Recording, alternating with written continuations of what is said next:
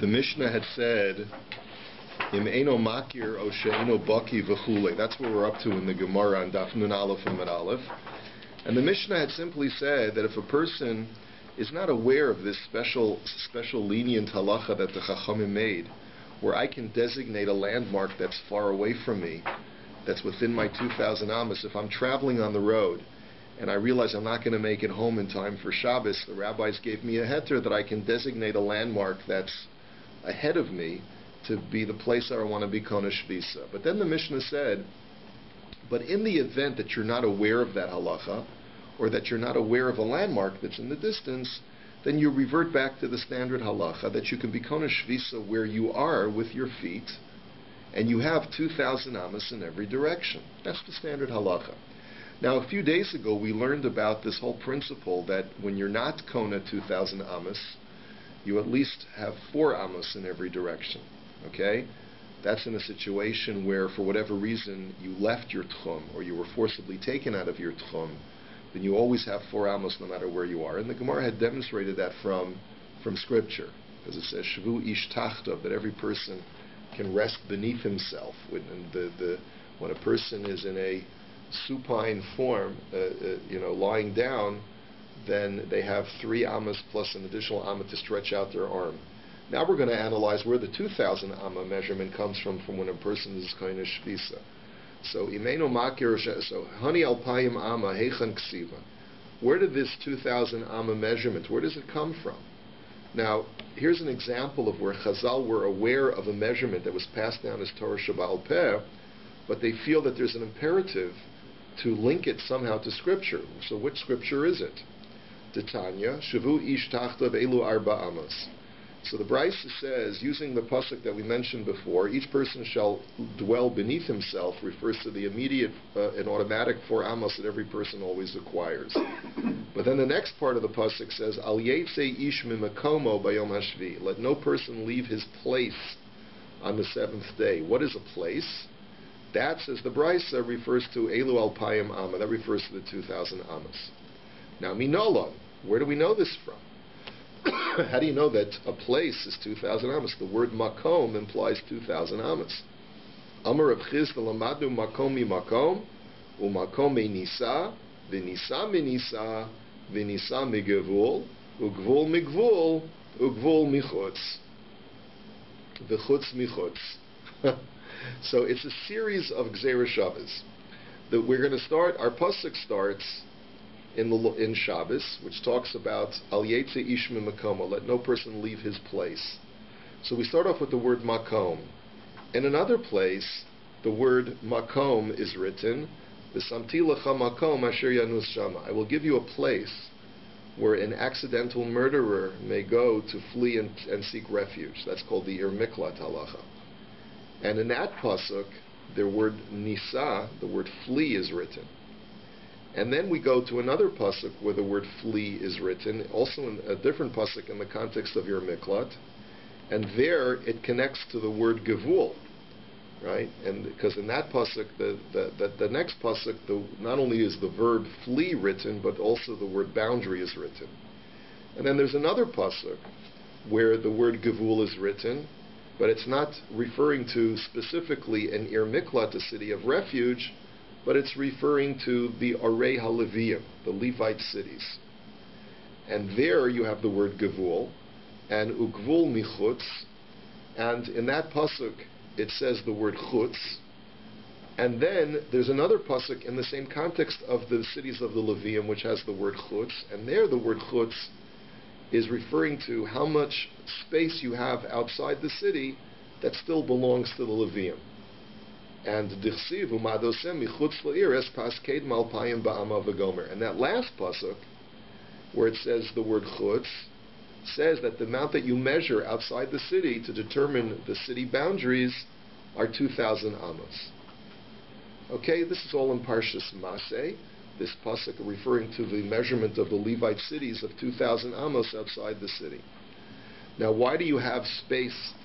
Why do you have space outside of a city?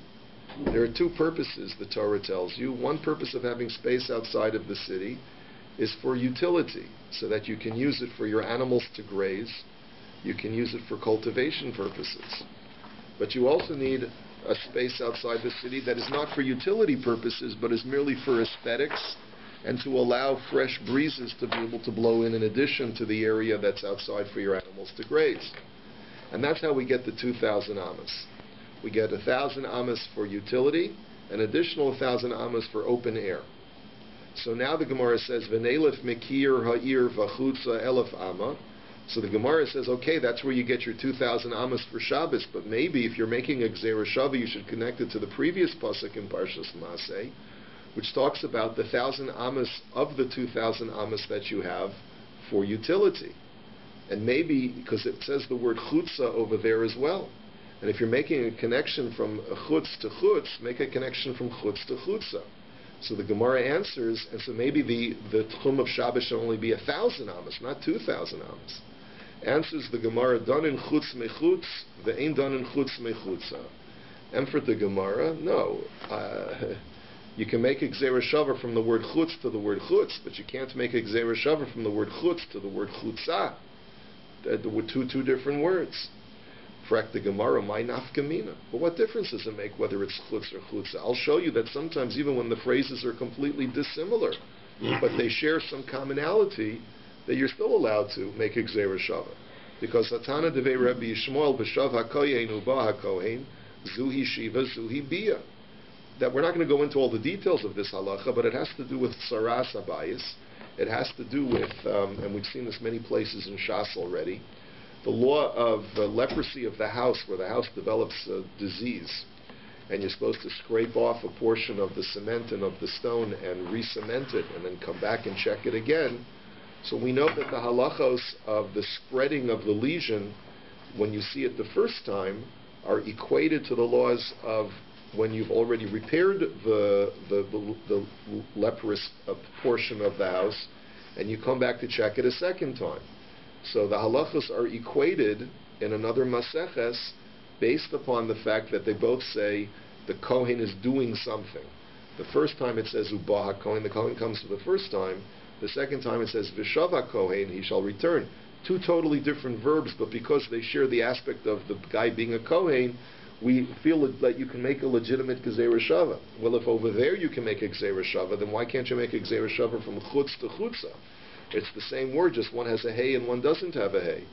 So the Gemara answers, Hani mili heicha deleka midi dedamile, aval heicha dika midi dedamile, midedamile yalfina.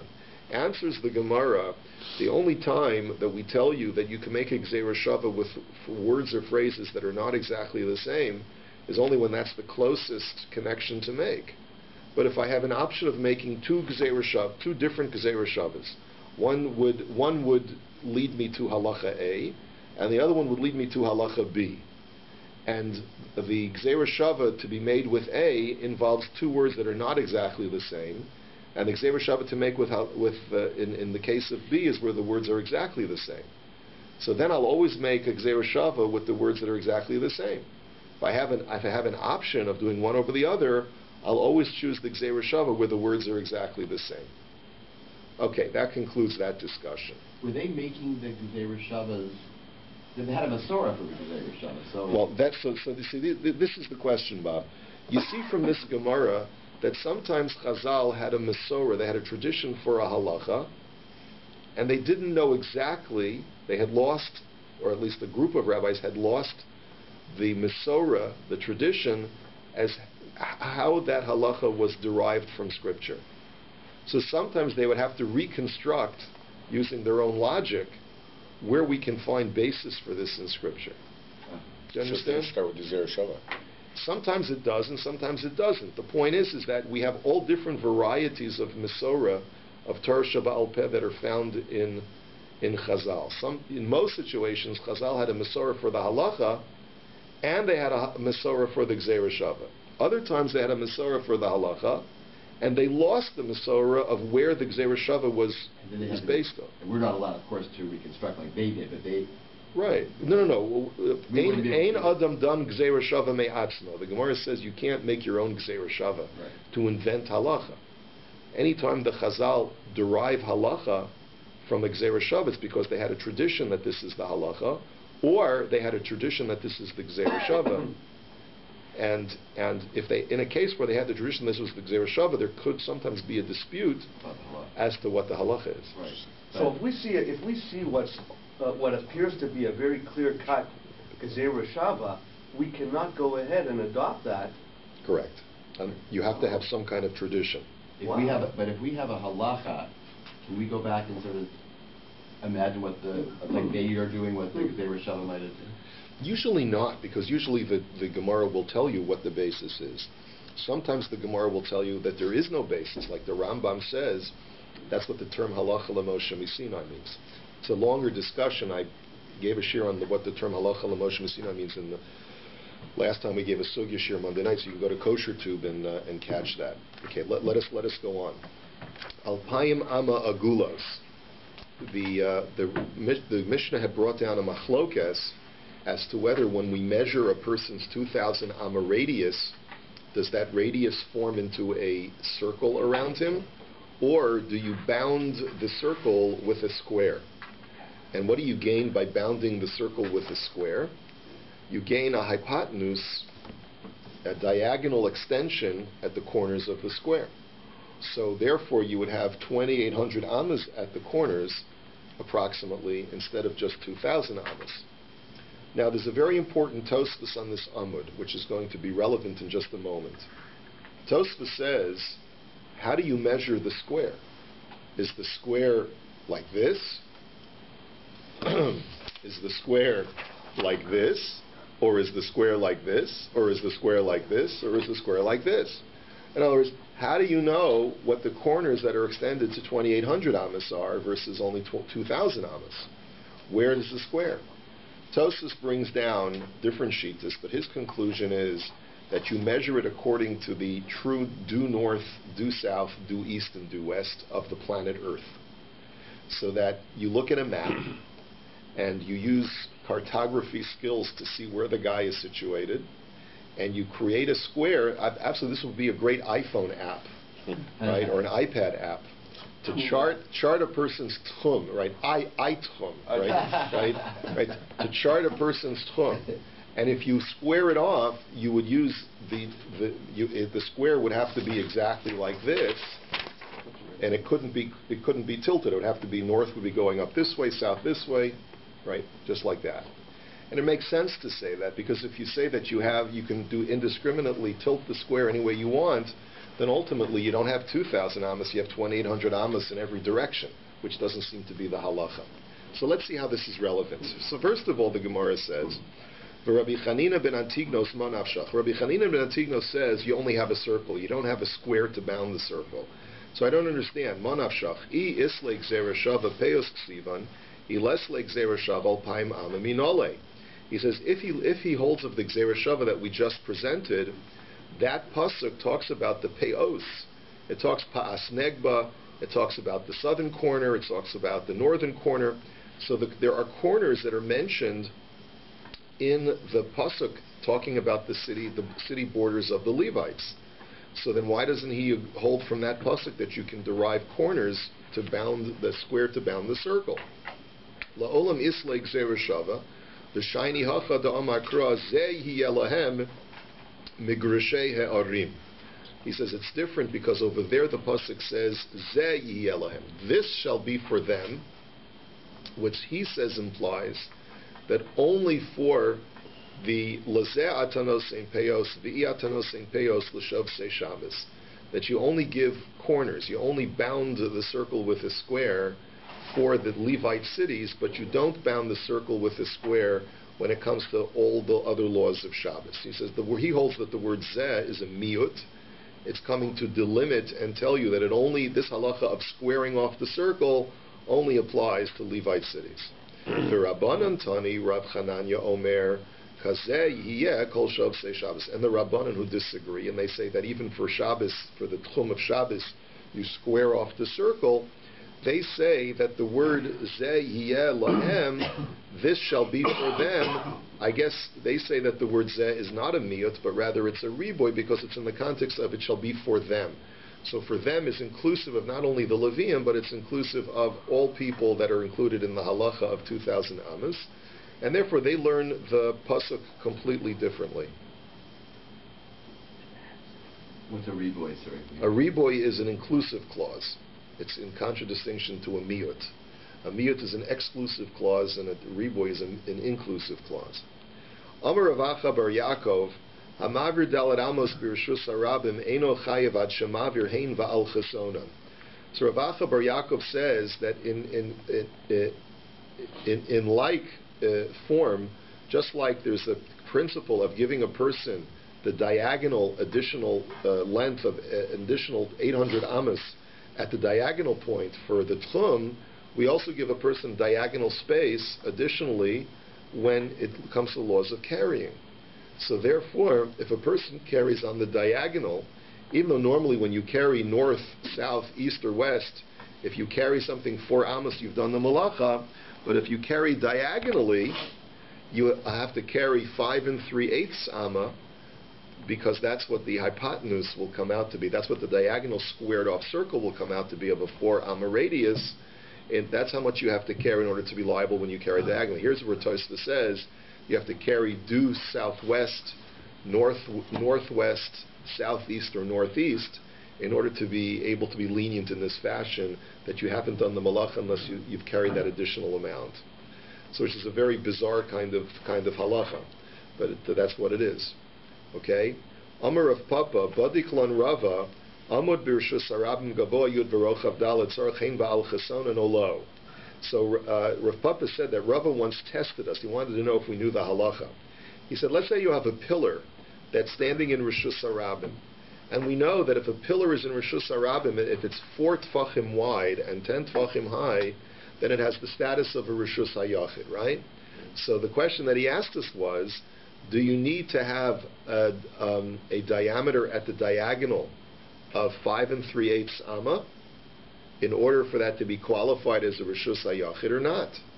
So Vamrinan lei lav haina de Rav Chananya. The Tanya Rav Chananya Omer Kazeh you kol Shovsei Shabbos. He says, well, that's Rav Chananya's brisa, who said that the principle of squaring off the circle and adding the diagonal space applies to all laws of Shabbos, not just to one. And therefore, yes, when we deal with a pillar, we're not dealing with like a Roman column, which is circular, but we're dealing with a square pillar. And therefore, in order for it to be considered to be Rishus HaYachid, according to Reb Chananya is saying, it has to have a diagonal of 5 3/8 amma in order for it to qualify as a Rishus HaYachid. And if it's therefore going to be a circular column, the whole circular column would have to be 5 3/8 amma in order for this halacha to be fulfilled. That's what it seems to be from what the Gemara is concluding, which is a big chiddush. V'zehu she'amru ha'ani ma'aret baraglav amar Reb Meir anu ein lanu ela ani v'chulei. This is another quote from our Mishnah. In order for us to fully understand this sugya, we need to go back to the language of the Mishnah properly and to understand it. This is referring to, there are 3 special accommodations for ERU Tchumen. There are 3 methods that our Mishnah discusses about how to be Kona Shvisa, how to acquire domain, such that from that midpoint of the domain you have 2,000 amas in all directions. What are the 3 methods? One method is to put down a food parcel. That's what we had learned as the standard format of making an Erev Tchumen, right? The other method that we had said was to go yourself, and wherever you're standing, if you're there bein hashmashos, then you're kind of shvisa where you're standing. There's a third accommodation that our Mishnah had allowed for, is for the traveler. Traveler's coming from out of town, he knows he's not going to make it home, and he's more than 2,000 amas from his house, but he recognizes a landmark as the midpoint between himself and his house, so he can designate that landmark as his midpoint, as his center point for being Kona Shvisa, right? That's a kula only for the traveler. It's a kula only for the traveler. But we saw an interesting machlokus in our Mishnah between Rabbi Meir and Rabbi Yehuda. And the way that I had explained it at the time was that the machlokus between Rabbi Meir and Rabbi Yehuda is, what is the preferred method of making an eruv between the first 2 options of putting down a food package or being Kona Shvisa Baraglav or acquiring domain with your feet? Is it better to be standing there, or is it better to be putting a food parcel down? According to Reb Meir, if you recall from our Mishnah, Reb Meir seemed to say that being Kona Shvisa Baraglav with your feet is only an accommodation for a poor person who doesn't have food available. then we say that you can walk yourself, and wherever your feet are, that's where you're Kona Shvisa. But if you have food, it's preferred to make to make an Erev Tchumen with a food parcel. And Rabbi Yehuda said, Pumfaker. Rabbi Yehuda had said, no, you got it all wrong. The preferred method of being Kona Shvisa is with your feet, because you demonstrate domain by standing in a certain place. There was a special accommodation that the rabbis made to be lenient upon a man who doesn't want to have to schlep out to the outskirts of the city on Erev Shabbos, that he can send someone else to schlep out his food parcel and put it there while he's remaining in the comfort of his own home. But really, according to Rabbi Yehuda, the preferred method is to be Kona Shvisa B'Raglav. So that's a machlokus between Rabbi Meir and Rabbi Yehuda, and we had explained that in that fashion. And there's one other just thing that you need to know in order to understand this following piece of Gemara. What is the definition of an ani for these purposes? How do you define a poor person? A guy who doesn't have food. I could be a billionaire, but if I'm traveling, I'm called an ani because I don't have food with me. Okay? My kingdom for a loaf of bread, right? In other words, I'm traveling, I don't have food with me, so I'm called an ani. So therefore, a traveler and an ani really are synonymous for these halachas. Okay? So keep that in mind when we learn this sugya. So comes along Amar of Nachman, Machlokes b'Makomi, the Rav Meir Savar Iker Eruv V'Pas, and this is Rav Nachman's sheet. So we've explained our mission up until now according to Rav Nachman. That the Machlokes between Rav Yehuda and Rav Meir is regarding a person who wants to be Kona Shvisa where he is currently standing. Rav Meir says that the preferred method of making an Erev is with a food item, and anihu da'akilu rabbanan iluye aval asher lo. And therefore, the only time that the Chachamim permitted you to be Kona Shvisa with your feet is if you're poor, if either you're a traveler or you don't have food. Then they said, okay, so wherever you're standing, you can be Kona Shvisa. But if you have food available, if you're in the comfort of your own home, then the preferred method and your obligation is to go and put down a food parcel. The Rabbi Yehuda Savar, no, Iker Erev Beregel, Echad Ani ve'Echad Ashir. But Rabbi Yehuda says, no, I disagree. I hold that the preferred method of making an Erev is with your feet. And therefore, both a poor person and a wealthy person, whether you have food or not, you can always make an Erev with your feet.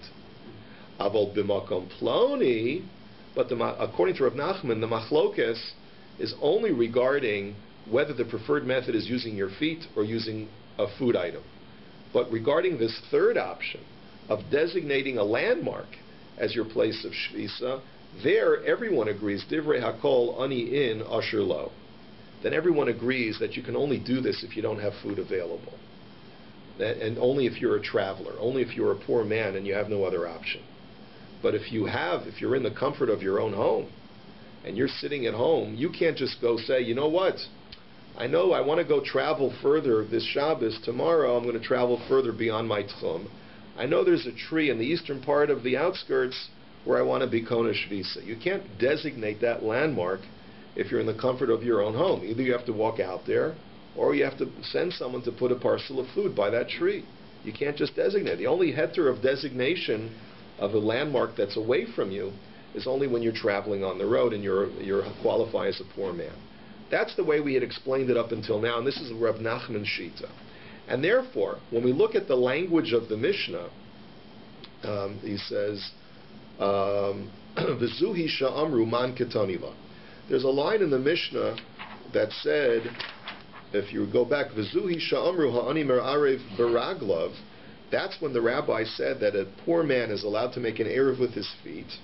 So who man katani law? That goes according to Rabbi Meir, because Rabbi Meir is the one who says that only an ani is allowed to make an erev with his feet. Ve'ahecha kai, and what is Rabbi Meir addressing? What case is he addressing where we only allow a poor man? Eino makir o she'eino baki bahalacha. That's where you want to, where you're not designating a landmark, but instead want to be Kona Shvisa right here where you are. And therefore, Rabbi Meir says, Rabbi Meir says that you can only do this because you're a traveler, to make an erev with your feet. The next part of the Mishnah, which says, "V'lo amru ma'arvin b'pas elo lahakel," which said at the bottom of the Mishnah, Rabbi Yehuda disagrees, and he says, no, the rabbis only made the accommodation of bread as a leniency, but everyone agrees that the preferred method is to make an erev with your feet. Man katani lo, who said that? Rabbi Yehuda. And Rabbi Yehuda is telling you, no, that if you want to be kona shvisa where you are, the preferred method is with your feet, whether you're traveling or not, whether you have bread or not. It's always preferred to make an eruv with your feet. So it turns out the machlokas between Rabbi Meir and Rabbi Yehuda is only in a situation where you want to be kona shvisa where you are. Rabbi Meir says better to do it with bread, and Rabbi Meir says better to do it with Rabbi Yehuda says better to do it with your feet. But everyone agrees that if you want to designate a faraway landmark, then you can only do that as a traveler. You have no heter to do that if you're in the comfort of your own home. So it comes along, yeah. Designation, kind of a subset of Raglo. Like you're on the road anyway, you can't reach that point before Shabbos, so you in your mind you designate. So it's sort of like Raglo. No, it's an even greater leniency than Raglov. Raglov is only because where you're standing is where you're kona shvisa. This is a special heter, and that's why Rabbi Yehuda says that we only permit it when you don't have bread. Remember, with Raglov, whether you have bread or not, Rabbi Yehuda says that's the preferred way to do it, because that's where you're standing. Here it's an even greater leniency, and therefore we have to limit when it applies. Okay? Okay, that's according to Rav Nachman.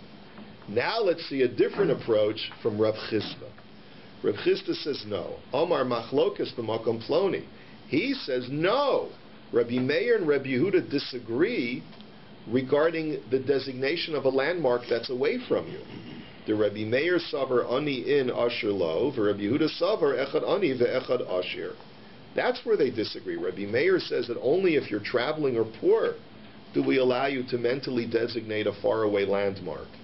And Rabbi Yehuda says, no, even if you're an usher, even if you're in the comfort of your own home with plenty of food in your pantry, you can also mentally designate a faraway landmark and make an eruv that way. Aval b'makomi, divrei hakol echad ani ve'echad asher, de'ikar eruv beregel. But, according to Rav Chisda, when you want to make an eruv where you're currently standing in your place, both Rav Meir and Rav Yehuda agree that whether you have food available to you or not, it's always preferred to make an eruv with your feet first, and only if it's inconvenient can you make an eruv by putting down a food parcel. Now, according to this approach, you have to just modify your understanding of the Mishnah. V'zuhi sha'amru man katani la Rav Meir. So when the Mishnah says, and this is when they said that only an ani is allowed to do it, who said that? That's Rav Meir. V'ahecha koi, what part of the Mishnah is he discussing? Aha, mishabah baderech v'chashcha. He's talking about a case where a person is traveling and wants to designate a landmark ahead of him. That's where Rav Meir says that we only allow a poor person, and Rabbi Yehuda disagrees and says we allow even a wealthy person to do this. The last part of the Mishnah, which says that the preferred method is making an eruv with your feet and using bread is only an accommodation as a leniency for a wealthy man, who does that go according to? That's according to both Reb Meir and Reb Yehuda, according to the way the Reb Chisda is now learning. But it turns out that the bottom line, if you just want to get to the bottom line of what the machlokas between Rav Nachman and Rav Chisda is, Rav Nachman holds that you're never allowed to designate a faraway landmark unless you're on the road traveling. You have the status of an ani. And Rav Chisda says, no, even if you're in the comfort of your own home, and it's Friday, Erev Shabbos, and you say, you know what, I don't feel like walking outside the tchum, or, at the edge of my tchum today, it's a hot day, or, you know what, I don't feel like schlepping out food out there. I just happen to know that there's a tree that has, Bob loves Sue carved into the tree. That's where I'm going to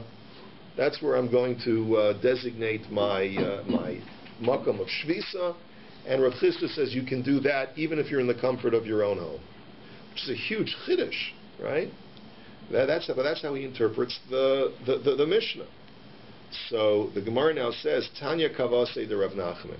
We have a brisa that indicates that Rav Nachman is correct and not like Rav Chisda. Because the brisa says as follows, Echad ani ve'echad asher ma'arvin bepas. That whether you're rich or poor, you can always make an eruv with bread. V'lo yetzei asher chutz l'tchum v'yomer shvisas l'mak b'makomi. And if you have bread in your house, you should not use your feet and walk out to the edge of the tchum and say, I want to be kona shvisa here. Because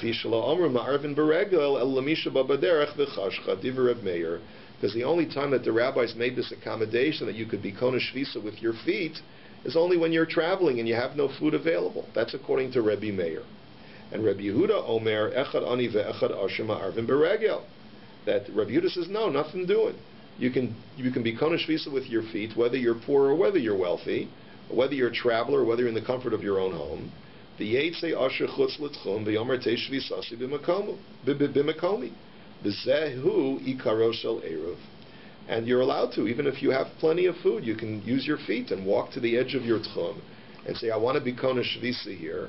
And that's the preferred method. That's the primary method of the way the rabbis wanted you to be kona shvisa. V'hitiru chachamim l'bal habayis l'shalach eruv biyad avdo biyad beno biyad shlucha b'shvil lahakil olav.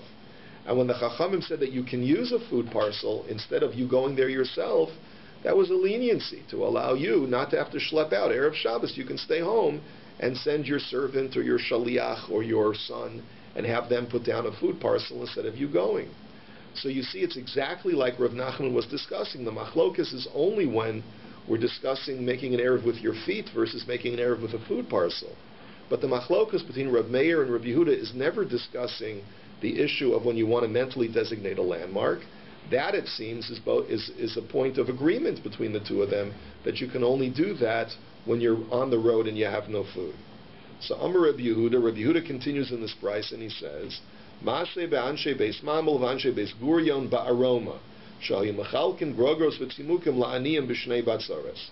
That the people of Mamel and Beis Gurion used to come to a place called Aroma, which is sort of a crossroads between different towns and villages where people were poor, and they used to give out raisins and dried figs during times of famine.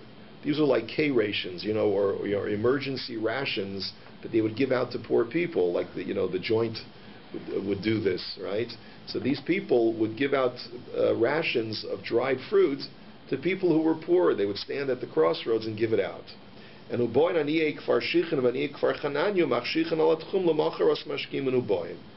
the people in the villages that were further away, like Kfar Shichin and Kfar Chananya, who were outside the Tchum, they would make an Erev Tchumen to enable them to come to that place Aroma, which was the crossroads, in order to be able to get raisins and figs on Shabbos. And how did they do that? It's not that they would put down an Erev Tchumen by food. They would go out and stand there, Ben Hashmashos, to be Kona Shvisa. So Rabbi Yehuda says, you see, this proves my point. Even though these people may have been poor, at low economic status, but if they were in the comfort of their own home, they qualify as an usher because they had food in their house. They had the opportunity to make an Erev Tchumen with a food parcel, but still they were allowed to make an Erev Tchumen with their feet. So you see that even an usher is allowed to make an Erev Tchumen with his feet. Amar Rav Ashi. So that's the conclusion of the Brises. So you see that the Brises go like Rav Nachman. Comes along Rav Ashi and he says, Masnisa Nami Dika. Our Mishnah also seems to, the verbiage of our Mishnah also seems to be indicative of Rav Nachman over Rav Chisda. Deketani Misha Yatsa Leilech Le'ir. Now, which Mishnah are we talking about? Not the Mishnah we just learned, but the Mishnah we're going to see tomorrow on DAF Nun Beis. Because it says over there, Misha Yatsa Leilech Le'ir Shema Arvin La. V'hechaziro Chavera. Hu mutter leilech v'chol b'nei ha'ir asurin divir Rabbi Yehuda. The case is as follows. A guy leaves his city in order to go to a place that's, let's say, 4,000 amas away.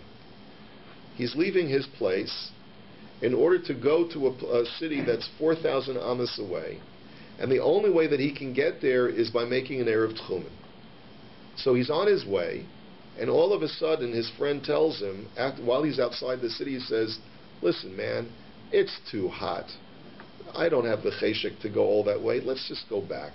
Let's just go back. It's not worth it. Okay, let's just go back.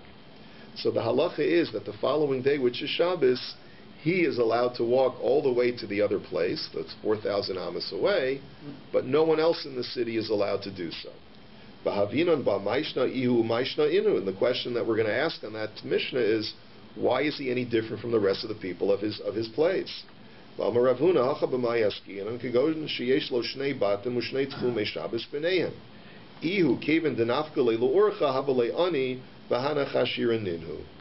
The answer is like this. We're going to explain, Rav Huna is going to explain it as follows.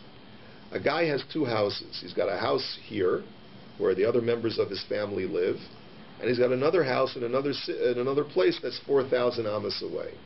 His plan is to mentally designate a landmark that's exactly equidistant between the two houses at the 2,000 amma point, and to be kona shvisa there. But the fact of the matter is that he never makes it out there because his friend says it's too hot, it's too cold, let's just go back. The reason why he's allowed to still designate that tree that's in the middle as the landmark is because he was on the road at that point when he decided to make that mental designation, and he didn't have food with him. Everyone else that's at home does not have the privilege of doing that because they have food at their beck and call. So therefore, you see that it's like Rav Nachman had said, that if you're at home, you cannot mentally designate a landmark. You can only mentally designate a landmark when you're on the road, when you're traveling. This QED, this proves that we go like Rav Nachman and not like Rav Chisda. Alma kol b'makom ploni ani in asher lo shmamina. That's what the Gemara now says. It proves that we go like Rav Nachman, that you can only mentally designate a landmark if you're an ani, if you have no food, but not if you're an usher where you're in the comfort of your home. So Masni le Rav Chia bar Ashi l'Chia bar Rav kamei de Rav echad ani ve'echad asher. So Rav Chia bar Ashi taught Rav Chia bar Rav in the presence of Rav. He said to him, the halacha is that you can do it whether you're a poor man or a rich man. But he didn't say what he was referring to exactly. So Amar le Rav Sayim banami halacha ka Rebbe Yehuda. He says you should tell him that the halacha is like Rebbe Yehuda. And like Rashi says, where Rav was implying to him is, we paskin like Rebbe Yehuda that what? That whether you're poor or rich, you can make an eruv with your feet, but not that you can designate mentally a landmark that's far away from you. Because again, the halacha is like Rav Nachman. Now, Rabbi bar Rav Chanan have a ragil da'asi me'artivna l'pumpadisa va'amar tehei shavisasi b'tzinta. So he says that Rav Chanan used to live in Artivna, and he used to want to travel to Pumpadisa on Shabbos. Now Pumpadisa was well over 2,000 amos. It was closer to 4,000 amos away from Artivna. And what he used to do is he used to say, you know, there's a landmark in Sinta, and he says, I'm going to make my Kona Shvisa in Sinta. So he did this while he was sitting at home. So obviously he was makel, he was going like Rav Chisda, not like Rav Nachman. Because according to Rav Chisda, if you hold like Rebbe Yehuda, you can mentally designate a landmark even when you're in the comfort of your own home. So Amar le Abaye, my daitach Rav Meir of Rebbe Yehuda, lacha ka Rebbe Yehuda, Amar Rav Chisda machlokas b'makam ploni. So why are you being so lenient, he says to him? Is it because you know that the halacha is like Rebbe Yehuda, and Rav Chisda explained that according to Rebbe Yehuda, you can designate a landmark even when you're an usher and you're in the comfort of your own home? Rav Nachman v'tanya kavase. What are you going to do about the fact that Rav Nachman disagrees with Rav Chisda, and the Brisa supports Rav Nachman? So really, you shouldn't be allowed to do that. You can't just mentally designate that you want to be Kona Shvisa in Sinta to allow you to go all the way to Pumpadisa. So Amar le Hadri B. He says, you know what? You're right. I'm not going to do it anymore. Okay, let's finish off. Amar Rami bar Chama, Hare Amru Shabbos yesh lo dalet amos. Anos and Eruvo yesh lo dalet amos olo. He asked an interesting question. His question was, you know, we said that no matter where you are in the world, your domain is 4 amos no matter what. Whether you're Koine Shvisa, whether you were unconscious when Shabbos came in, whether you were removed from your tchum or not, you always have dalet amos wherever you are. So it seems to be that when we measure the 2,000 amos, it's really that we give you 2,004 amos. Because you have your 4 amos, and from that small radius of 4 amos, we measure an additional 2,000 amos. Fine. 2002? Well, it depends if you hold like Rabbi Eliezer. Rabbi Eliezer says that it's a diameter of 4. The Chachamim say it's a radius of 4. Okay? You see the difference? Yeah. So according to the Chachamim, you have 2004 in every direction. So now the question is, what about a person who is Kona Shvisa by putting down a food parcel? He takes a loaf of bread and puts it at the base of a tree. Does the loaf of bread have a 4 amma radius from which you measure the 2,000 ammas? Or does it not have, or does the 4 amma radius only apply to a human being, but does not apply to a food item? And therefore, for the food item, you only have 2,000 amas. You don't have 2,004 amas. If it's within the tchum, you're asking, like the... No. I put down. I made an erev tchumen. I made an erev tchumen with down food. the bread, yeah. So how many amas do I have from the bread? Do I have 2,004, or do I have 2,000? Does the bread have that automatic 4 amas that I have, or does it not have the 4 amas? Does it acquire the same daled amas? Does it acquire the same daled amas as a person? That's the question. Is this the same question as the tree if it had very long branches? No. That was a question of non-specificity. So Amar Rava Tashma. So Rava says, well, come and listen. Lo amru ma'arvin bepas el lahakel ha'asher shelo yetze v'arv beraglav. Remember, what was the language of the Mishnah? According to Rabbi Yehuda, the language of the Mishnah is that the whole concept of a food item, being allowed to put a food item, is an accommodation, is a leniency on the wealthy person to save him the hassle of having to schlep out himself to stand to be kona shvisa, and instead he can just send someone else to put down the food parcel. So if it's an accommodation, he says, v'yamart ein lo hai lahakel lahachmerhu. And if you're going to tell me that by putting down the food parcel, instead of you going there yourself, you lose 4 amos of radius, so then that's not an accommodation, that's a stringency. You see the argument? The argument he's making is that the language implies that the food parcel is completely a leniency. And according to what you're now suggesting, that you don't get the 4 amos with the food parcel, then it's not a leniency, it's a stringency. Because you're going to lose 4 amos. So no, the Gemara says no. That's not a good diuk. Because afilu hachi nichalei ki heichid lo nitrach v'neifak. He says, no, even if you were to argue that you lose 4 amos because the bread does not acquire its own 4 amos as its starting point, it's still considered to be an accommodation and a leniency. Because if you ask a wealthy guy, you have an option. You can either, Erev Shabbos, when everyone's taken their shower, you can walk out to the outskirts of the city to be Kona Shvisa, and we'll give you 2,004 amos from that point where you stand, or you can take a shower and shave like a mensch, and then get ready for Shabbos, and have someone else go out for you and put down your food parcel, but we'll only give you 2,000 amos, not 2,004. Which one would you prefer? Most people would say, I'll be moichel on the 4 amos, right? I'll stick with the 2,000 amos and not have to schlep out. So he says, that's also called an accommodation. Just because you lose 4 amos, it doesn't make it now a chumrah. It's still an accommodation. So there the Gemara says you can't prove it from the language of our Mishnah one way or the other. Have a wonderful day.